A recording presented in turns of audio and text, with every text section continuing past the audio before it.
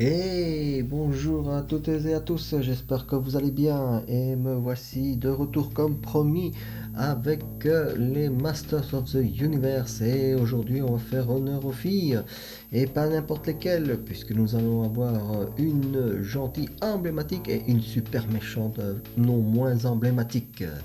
Alors je vous présente donc Tila, Goddess Warrior et Evelyn, le bras droit sans pitié de Skeletor. Voilà, alors on va commencer par Tila. Alors, dans les deux, il y a exactement le même comics que vous commencez maintenant à connaître. Ben oui, on change pas, hein, une formule comme ça. Voilà, donc j'ai plus à vous le présenter. Derrière, nous avons la première wave, Iman, Tila, Maître d'Armes. Non, c'est la deuxième wave, excusez-moi. En tout cas, pour ces trois-là. Voilà. Le artwork, par contre, est vraiment très sympa. Là, Tila en pleine action. Et Merman qui se mange un coup de bâton magique. Voilà, ça, c'est une superbe illustration. Alors, on va ouvrir.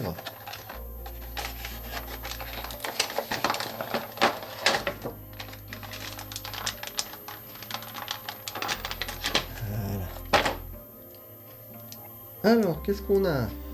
Eh bien, on a une Tila vraiment très bien faite, qui suit autant les moules, les designs de celui de 83, et autant ils ont fait quelques petites améliorations, comme l'armure qui ici est vraiment très souple, ce qui n'était pas le cas de la version vintage. Et on a aussi le bâton Cobra. Voilà. Superbe bâton. Voilà. Et on a le bouclier qui n'est pas en reste non plus. Voilà. Alors, il faut savoir que l'armure de la déesse du serpent peut s'enlever.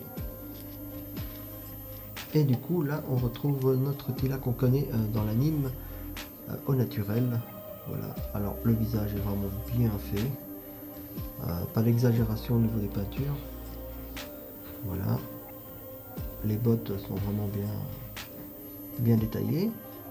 Et on reste quand même dans la lignée du vintage sans avoir fait spécialement d'amélioration ou quoi que ce soit. Voilà. Alors, au niveau des articulations, bah, ça se défend plutôt pas mal, hein. C'est comme toutes les autres figurines. Voilà. On a le coude. Voilà. Voilà. Très bien. Alors je tiens quand même à faire un détail, c'est que il y a certaines, dont Mattel, certaines figurines, quand ce sont des figurines féminines, dans des collections, et bien par exemple on a la figurine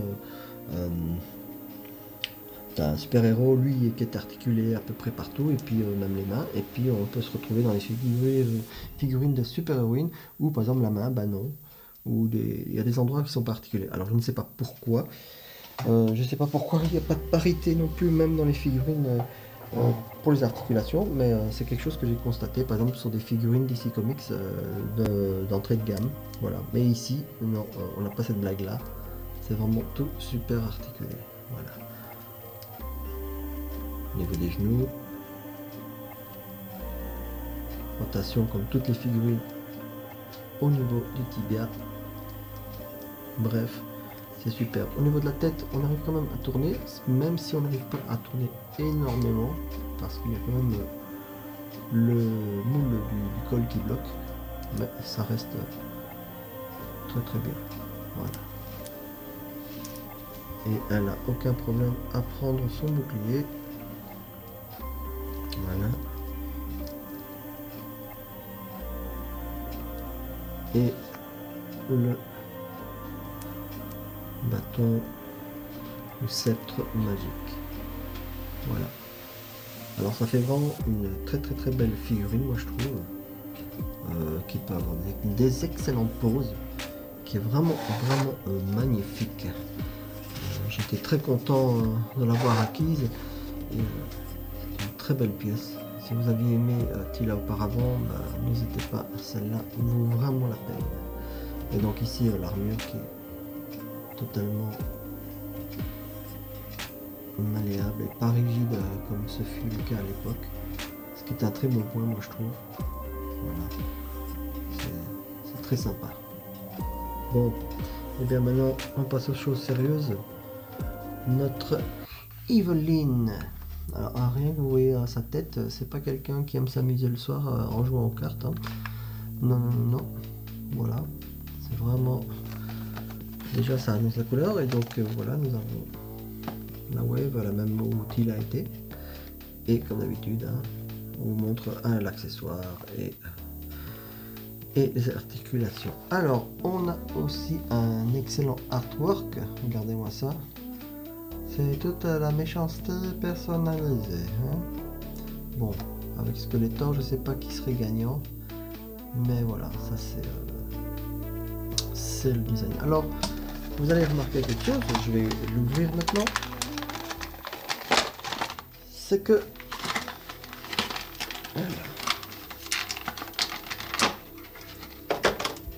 Au niveau du design du costume, c'est kiff la même chose. Mais c'est tout à fait normal parce que dans le dessin animé c'est pareil. Ils ont décidé de faire le design pareil. Bon, ici les couleurs changent et tout, mais voilà. Faut le savoir, mais c'est pas un défaut et c'est comme ça. Ça existe donc. Alors, Evelyne. Alors ici c'est pas la version Filmation de la série, c'est la version vraiment comics du vintage. Parce que dans Filmation, eh bien, elle a la peau blanche en fait. Et ici, elle est jaune. Alors, il me semble que ce mois-ci sont sortis déjà depuis quelques temps les Evelyne version 2 où elle est en fait ici, le costume est mauve et la peau est blanche. Voilà. Moi perso, j'aime bien le jaune. Moi, je trouve que ça fait super kitsch et ça le fait quoi pour ce genre de figurine. Alors c'est exactement les mêmes articulations hein, que Tila. Par contre la tête, moi j'adore. C'est vraiment, c'est vraiment bien fait. Je trouve qu'elles sont très photogéniques et expressives. Voilà. Donc c'est très sympa. Alors elle vient avec son sceptre magique. Le fameux, voilà. Hop. Et directement dès qu'elle brandit son sceptre, ça fait déjà pas mal quoi. Voilà. Donc c'est vraiment très chouette. Alors par contre dans le dessin animé, ce qu'il y a, c'est que Evelyne, elle est souvent avec une cape. Alors moi, ce que j'ai fait, voilà, j'ai fait une petite cape maison et quand on la rajoute, bah écoutez. Moi personnellement je trouve que ça le fait et ça lui met un air d'Evelyne vraiment comme dans la série animée. Voilà. Bon, ça paye pas de mine hein, mais ça rajoute un petit plus quoi au personnage. Voilà. Donc pour vous dire, Evelyne et Tila sont vraiment deux chouettes figurines que j'adore franchement. Qui sont vraiment bien faites, bien articulées comme leurs confrères, si je puis dire, et qui ont des accessoires assez intéressants, hein, comme Tila, le bouclier, l'armure, voilà, et les deux qui ont leur sceptre. Je trouve que ce sont deux figurines qui sont à posséder, puisqu'elles complètent vraiment bien la série pour l'instant comme elle est lancée de Masters of the Universe Origins. Voilà. Alors elles sont vraiment pas chères parce qu'il y a moyen de les avoir vraiment pour entre 12 et 13 euros. Je parle ça dans les trucs normaux, hein, pas chez les voleurs. Donc voilà. Et franchement ça vaut la peine de les avoir parce qu'une fois que vous les avez par exemple à côté Allez, on va dire. On va prendre Skeletor. Hop. Voilà.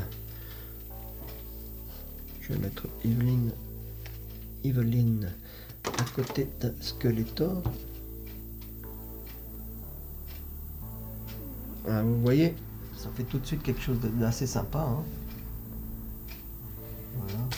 Hop là, Skeletor, ça c'est Evelyne qui a dû pousser quelque part. Donc voilà. Donc je trouve que voilà, c'est des persos qui se complètent très bien et qui sont vraiment sympathiques. Alors j'espère que vous avez aimé cette vidéo, que ça vous a plu de découvrir deux personnages de plus des Masters of the Universe. Vous voyez que je fais pas trop long.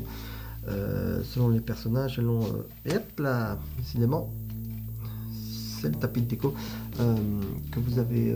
Oui, je ne fais pas trop long et que j'essaie de vous faire découvrir selon la complexité des personnages, mais ici ils étaient relativement simples, donc voilà, ça a été vite. Et donc je vais continuer à faire mon petit marathon de Masters of the Universe. Il nous manquera donc. J'ai le prince Adam à vous présenter avec le Sky Slide. Vous verrez, ce sont les machines volantes là, qu'on voit très souvent dans les épisodes.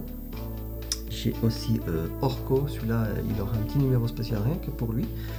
Et le maître d'armes ainsi qu'un autre méchant, Beastman, qui franchement lui vaut le détour aussi. Voilà, j'espère que ça vous a plu. Et je vous dis à très bientôt et n'oubliez pas les petites photos vers la fin.